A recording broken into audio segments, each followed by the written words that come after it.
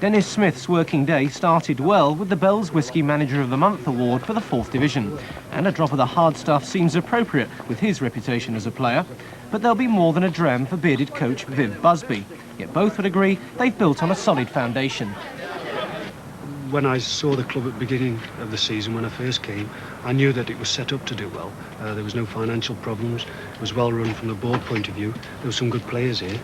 And with a little bit of organisation and change a few of the players around, then we thought we were a good side last year, and we were rather disappointed that we didn't make it last year. So we're not really surprised that we're doing well this year.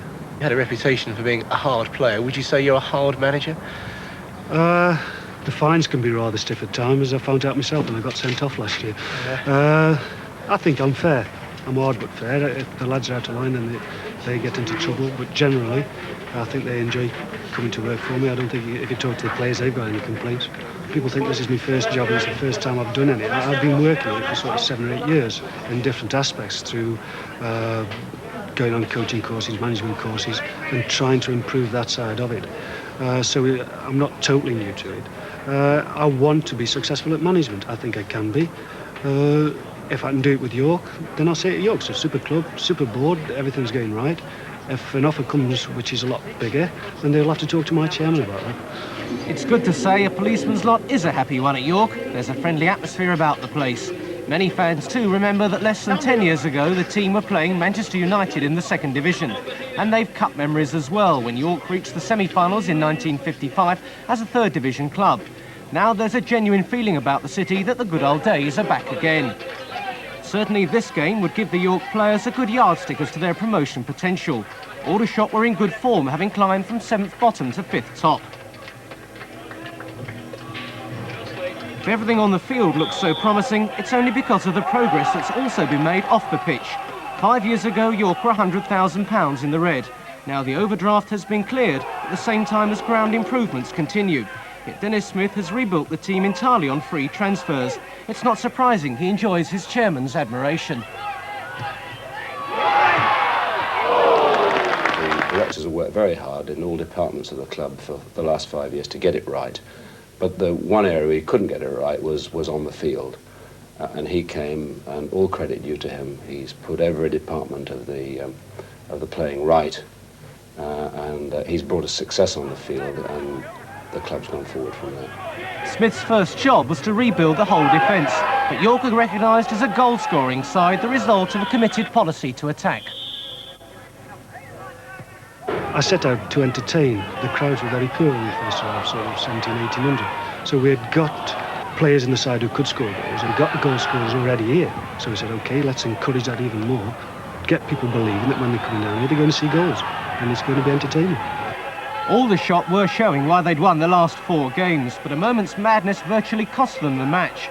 Some ferocious tackling involving Les Lawrence saw the big centre-forward lash out, and Burnley referee David Scott instantly sent him packing.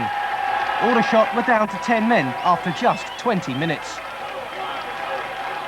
Not surprisingly, York piled on the pressure after that.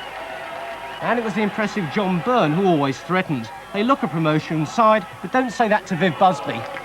We never talk about promotion, although we like to think that we're going to make it, you know. But in this game, nothing's a matter of fact, as you know yourself. I mean, 1 minute you're on top of the world, and the next minute you get a kick in the teeth. It's got a nasty habit of doing that. So you've got to keep everybody rather level-headed, like, and just keep working, and things will come for you if you keep working at it.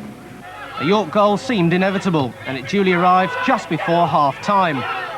Gary Ford chases the half clearance and keeps the momentum going. Now watch out for some lethal finishing from John Byrne. It's his 13th goal of the season, and it's that sort of style that's kept the fans happy. He's brought in right good players, and he's got a right good mixture. He has youth and experience. He's got a good team together. Well, I first started watching them when they were bottom of the 4th, and they've improved a hell of a lot since then. They're playing really well now. Good attacking football. This is what the crowds like to see. Oh, great team. Best two we've had here for a long time, Denis and Viv. Two of the best we've had. I think they'll keep it up till the end of the season. Victory was sealed in the second half, and again the busy Gary Ford was involved.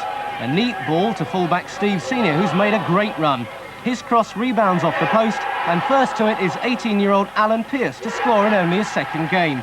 2-0 to York and the club's progress continues. This season we're getting obviously the best gates in the 4th division. We're averaging nearly 5,000 and we're getting very good gates. And I think if we were successful in the 3rd division we get better gates, and if we were successful in the 2nd division we get good gates again. I compare us very much to towns like Norwich and Ipswich, and I believe that if we continue to have success on the field we can become a 3rd, 2nd and in the not too distant future I hope a 1st division club as well.